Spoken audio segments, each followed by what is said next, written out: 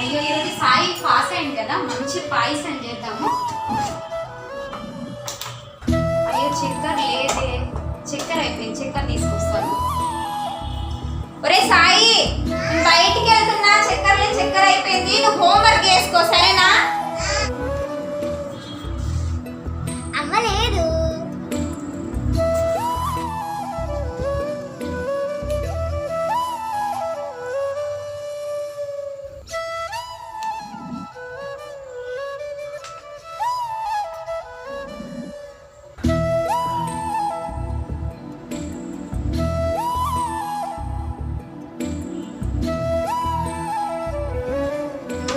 ఏరా సాయి, ఏం చేస్తున్నావు నువ్వు? ఆ బొట్టు ఏంది, ఆ డ్రెస్ ఏంది? నాకు ఇష్టం అమ్మ. ఏది ఇష్టము? ఆడపిల్లవా మగ పిల్లాడివా? ఏం చేస్తున్నావురా నువ్వు? ఆడపిల్లలాగా డ్రెస్ వేసుకుంటున్నా.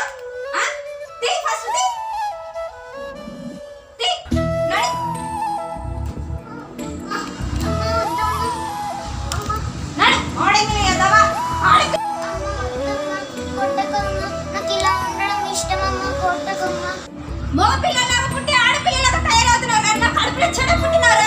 నీ బతుకు ఏడా? వెళ్ళిపోయినా ఇంట్లోకి వచ్చి.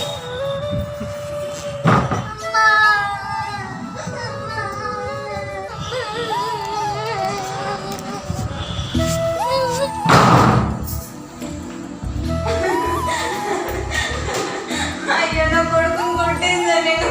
నా కొడుకు మగ పిల్లోడు ఆడపిల్లలాగా తయారవుతున్నాడు. అది తట్టుకోలేక 2 దెబ్బలు కొట్టేసా. వాడు ఎక్కడ ఆడపిల్లలాగా తయారవుతుండొచ్చు, మారిపోతుండొచ్చు, భయంగా ఉంది నా కొడుకు.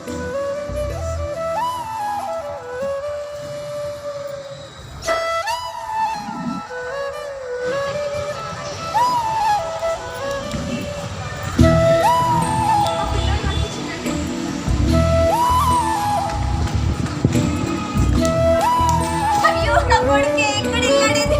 ఎంత దూరం చూసినా కానీ కనిపించట్లేదు. పాపిస్తుందని నేను కొట్టానే, వాడు ఎక్కడున్నాడో తెలియట్లేదు. అయ్యో నా కొడుకు కోసం నేను వెతుకుతుంటే కూడా అస్సలు దొరకట్లేదు దేవుడా. ఎంతోమంది తల్లిదండ్రులు ఇలాగే బాధపడుతున్నారు. కానీ వాళ్ళలో ఉండే లోపం ఎవరేం చేయగలరు చెప్పండి? ఆ తల్లి కోపాన్ని మనం అర్థం చేసుకోగలము, కానీ వాళ్ళలో ఉన్న ఫీలింగ్ మనం అర్థం చేసుకోలేమా? దయచేసి ఇలాంటి వాళ్ళని మనము కొట్టకుండా వాళ్ళకి ఒక స్వప్న గారు పెద్దగా అయిపోయారు. ఇప్పుడు స్వప్న గారి జీవిత చరిత్ర చూసేద్దామా?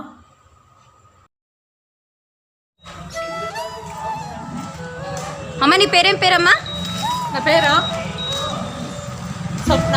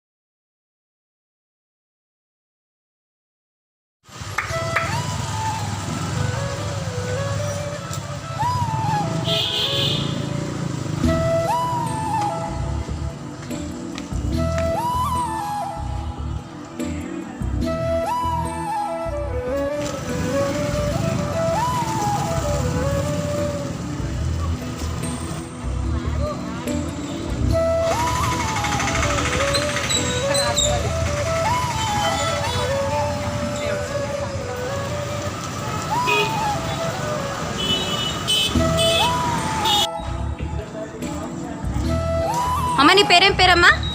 నా పేరా స్వప్న. చిన్నప్పుడు అమ్మ కొట్టిందని ఇంట్లో నుంచి పారిపోయాను. బయటకు వచ్చిన తర్వాత అన్నం కోసం విలువిలా తల్లాడిపోయాను. కానీ నా ఫీలింగ్స్ అర్థం చేసుకొని ట్రాన్స్జెండర్ కమ్యూనిటీ వాళ్ళు నన్ను దగ్గరికి తీసుకొని అన్నం పెట్టి సొంత బిడ్డలాగా చూసుకున్నారు. కానీ ఇలా పుట్టడం నా తప్ప, నా ఫీలింగ్స్ అలాంటివి. బ్రహ్మ రాసిన తలరాతకి నేనేం చేయగలను? లోకమంతా తప్పు నా వైపు చూపిస్తుంది.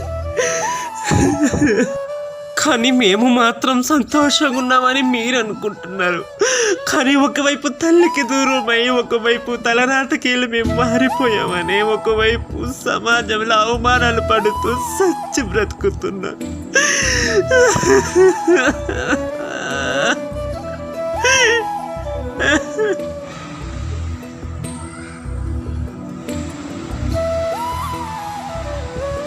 హలో గురు, నమస్తే గురు. గురు, అమ్మ గుర్తొస్తుంది గురు. ఒక్కసారి అమ్మ వాళ్ళకి ఊరికి వెళ్ళి నేను అమ్మ ఎలా ఉందో చూసొస్తాను గురు.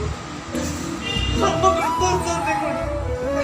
చిన్నప్పుడు చూసింది అమ్మ ఎలా ఉంటుంది కూడా నేను చూడలేదు గురు. ఒక్కసారి అలా ఊరు వెళ్ళి అమ్మని మాట్లాడిచ్చి వచ్చేస్తాను గురు. సరే గురు, థ్యాంక్ యూ సో మచ్ గురు. అమ్మా,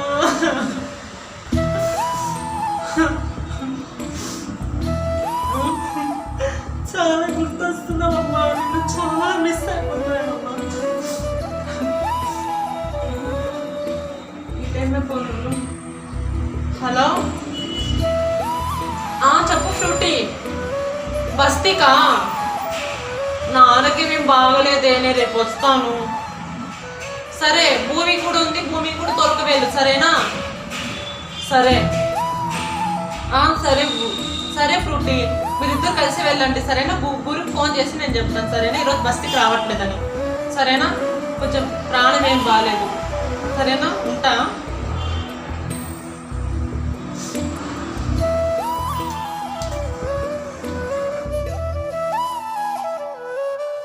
అయ్యో సాయి, చిన్నప్పుడు 2 దెబ్బలు కొట్టాను రా. నువ్వెక్కడున్నా కానీ మంచిగా బతుకుతావు అనుకున్నా సాయి. మరి నువ్వు చీర కట్టుకున్న విషయం కూడా నాకు తెలుసు సాయి. అయినా కానీ నువ్వెక్కడున్నా కానీ మంచిగా బతుకుతావు అనుకున్నా సాయి. కానీ ప్రేమ కోసం ఇలా చనిపోతావు అనుకోలేదు సాయి. అయ్యో సాయి, ఒక మగవాడి గురించి ఇట్లా చనిపోతావు అనుకోలేదురా సాయి. 9 నెలలు మోసాను రా నేను. నీ కన్న తల్లి గుర్తుకు రాలేదారా? ఒక్క క్షణం గుర్తుకు రాలేదారా? నా కడుపు కోత ఇప్పుడు ఎవరు తీసుకొస్తారు సాయి? నేను ఎవరు చెప్పుకోవాలి సాయి? నువ్వు లేకపోతే నేను ఉండాలని సాయి. సాయి సాయి.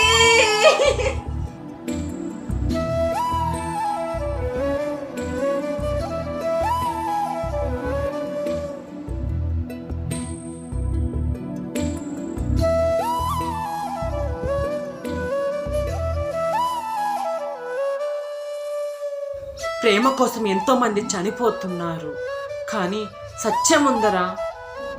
మీ తల్లిదండ్రుల గురించి ఆలోచించారా? మరి ఎంత బాధపడతారో అది ఆలోచించారా? కొడుకు ఇలా అయిపోయాడని వాళ్ళు ఎంతో బాధపడి, కానీ నా కొడుకే అని దగ్గరికి తీసుకునే టైంలో ఇలా ప్రేమ కోసం మీరు చనిపోతున్నారు. ఇలాగా స్వప్న జీవితంలో కాదు, ఇలాగా ఎంతోమంది జీవితాలలో ఎంతోమంది ఇలా చనిపోతున్నారు. దయచేసి ఎవరు చనిపోగవకండి. దయచేసి ఏదైనా ఉంటే సాధించి చూపించండి, కానీ సాధించేదేం లేదండి. జై హింద్. కేవలం ఈ షార్ట్ ఫిల్మ్ ఒక భాగం. తల్లిదండ్రుల నుంచి దూరం అయ్యి తను ఎలా కష్టపడి లాస్ట్కి తల్లిదండ్రుల ప్రేమ మాత్రమే ఇంట్లో చూపించాం. పార్ట్ 2లో తను ఎలాగా ప్రేమించి ఎలాగా తన జీవితం కొనసాగించిందనేది చూపిస్తాం.